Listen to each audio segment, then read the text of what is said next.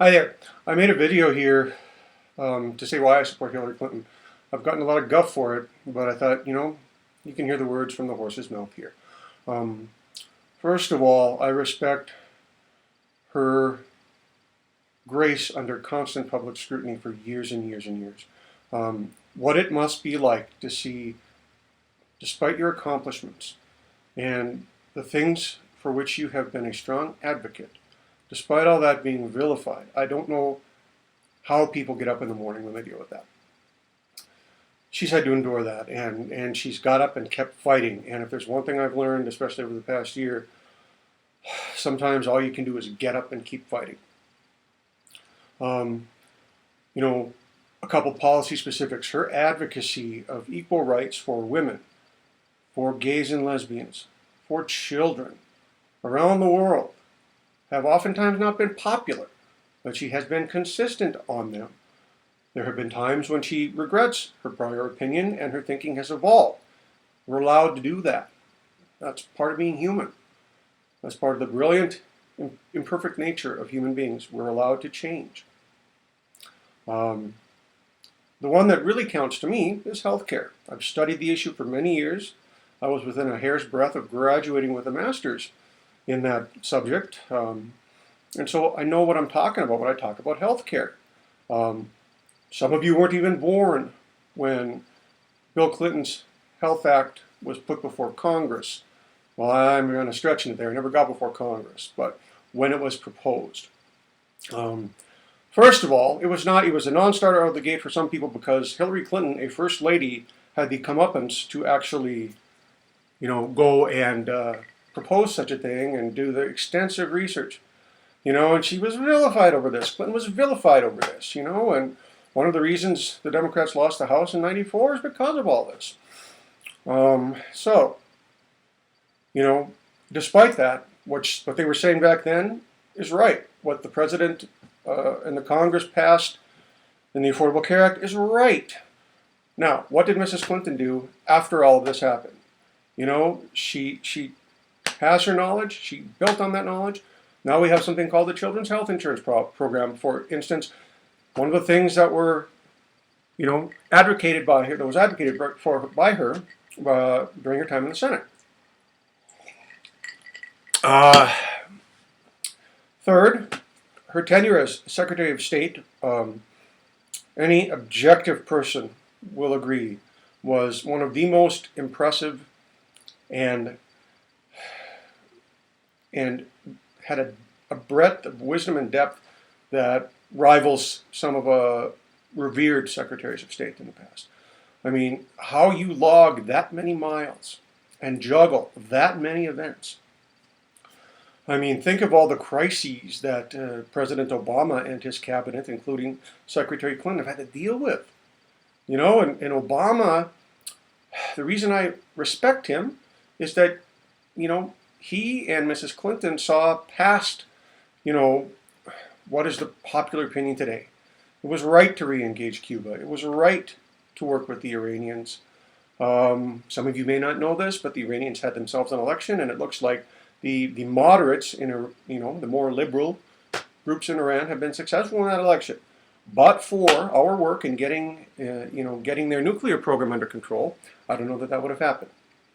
But I'm getting off the sidetrack. I can argue policy with you on Mrs. Clinton all day. Some of you will differ. All I ask is when you differ, come with facts. When I source my opinions and make sure that I'm telling things accurately, I go to reputable, nonpartisan sites. For instance, when I see public policy polling, that poll is going to skew left. It's just the way it is. If I look at Rasmussen polling, that polling is going to skew right. That's fine. That's why I'm a big fan, and I'll endorse Nate Silver and the crew at 538 because, I've tried to figure out the methodology which they explain in detail on their site, but I can't figure it out. But it's a good way, a good metric, if you will. If you think I consider leaked internals from either party as somewhat valid, I don't even look at them. Okay? And I go to reputable news sources, whose biases are either declared or we know. That's where I go. So if you're going to come back at me on her policy positions and anything about her, please do it with that to back you up. Secondly, I want to talk about more personal things. I mean, like I said, the amount that that woman has been vilified in her life, and from that shown the ability to get back up and keep fighting is to me unbelievable. I mean, 2008, that primary season had to be brutal on everyone involved. And I supported Mrs. Clinton back then. But when she withdrew her candidacy, I supported President Obama fully, and I have been advocating for him and the policies of his administration ever since. That being said, I respect her tenacity. I respect her ability to look people in the eye, and to watch how she's evolved as a public figure. If you look at the tenor of what she's saying these days, it's very impressive. And I encourage you to listen. Don't automatically turn off what she's saying. Listen. It's something I respect very much. And finally, I want to talk about things in general. I think this season, politically, we are seeing the most caustic, I won't call it a debate, the most caustic behavior that I have ever seen. And I follow politics quite intently. What I would say is this. When you vilify whomever you support, whatever you're going to do, ask yourself, would your candidate support what you are throwing at the other side or someone who's your opponent? Ask yourself that and behave accordingly. I respect Senator Sanders. I have in writing said that if he secures the nomination, I will support him because I'm very afraid of what the troubled Republican Party has become. I don't think it's good for the country. I don't think it's good for that party, and that party has had some extraordinary leaders. Finally, in politics, we can hope, and we should have goals for what our society should be. I think that's essential. But when we're picking who is going to be the next chief executive of this country, we have to consider not just what we desire in what we envision as a perfect United States. What we have to do is see what can get done politically.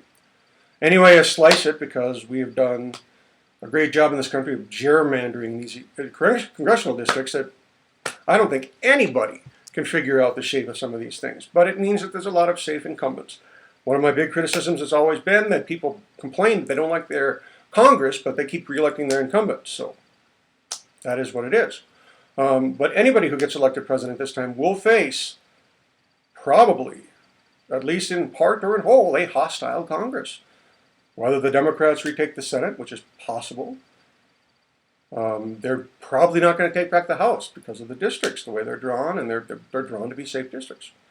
So anybody is going to have to fight that Congress. Not to mention, after Citizens United, the vast amount of people who can throw money behind their positions. That ruling is the law of the land. I respect the court, but that one was a stretch. But it is what it is, and it creates that reality. So, in sum, I support Mrs. Clinton. I think she'd be an excellent president, an excellent nominee. She's the best choice for our party and our country at this time. I hope whomever secures the nomination, the supporters of the other candidate will close ranks and show a unity which I always have associated with the Democratic Party, but that has become quite rancorous this time. So whether it is policy, her journey, her record, that's why I support Hillary Clinton. And, people are going to criticize me for doing this. Why did you bother to make a video? That's it. Probably wasn't the most elegantly scripted sort of thing, but it's off the cuff. Follow me on Facebook, Todd Chrzanowski, CHRZANOWSKI. If you like me or hate me, follow me on Twitter at GhettoFab, TJC. That's GHETTO. No, that's not right. It's GhettoFab, GHETOFABTJC. Anyway, thanks for listening. For all those of you who made it all the way through this thing, you're commendable. Have a great rest of your day, and we'll see you at the polls.